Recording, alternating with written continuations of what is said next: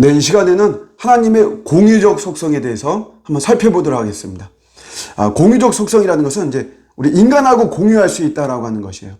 하나님의 인격성을 강조하는 그런 속성인데, 하나님과 우리 인간이 공유한다라고 해서 하나님의 인격성과 우리의 인격성이 그것이 본질적으로 일치하는 것은 아닙니다. 당연하겠죠.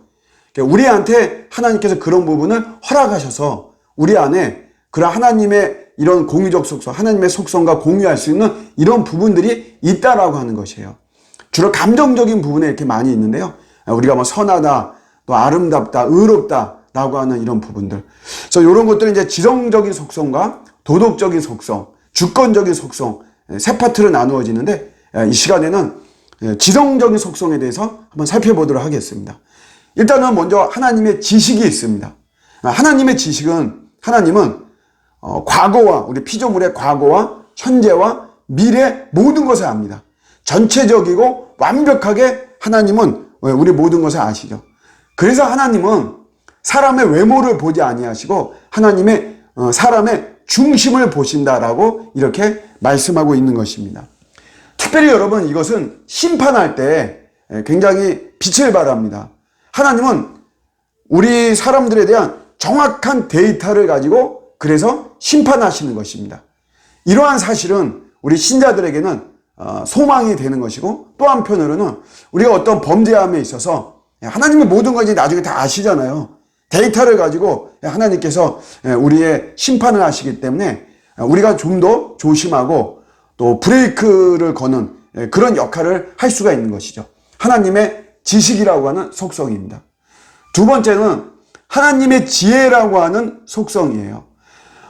지식이 여러분 이론적이라면 지혜라고 하는 것은 실제적이죠. 여러분 이렇게 보면은 배운 사람들이 막 감옥에 가 있어요. 지식이 없어서 그런 것은 아니죠. 그들의 삶 속에서 실제적인 지혜가 부족하기 때문에 생기는 그런 현상입니다.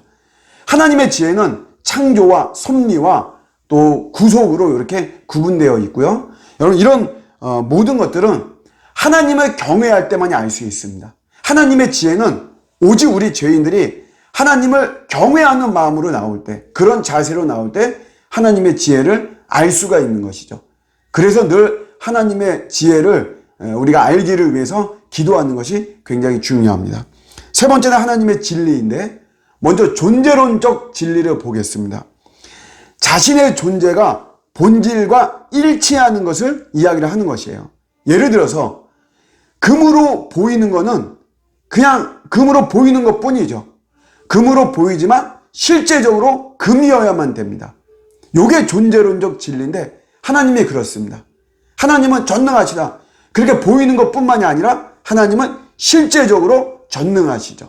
존재론적 진리를 가지고 계십니다. 논리적 진리도 가지고 계세요. 무슨 말이냐면 그 지식과 실제가 일치해야 됩니다. 지구가 네모랗다 라는 지식은 실제와는 다르죠. 그렇기 때문에 비진리입니다. 그런데 이 지구가 동그랗다, 요거는 지식과 실제가 일치하죠. 하나님이 그렇습니다.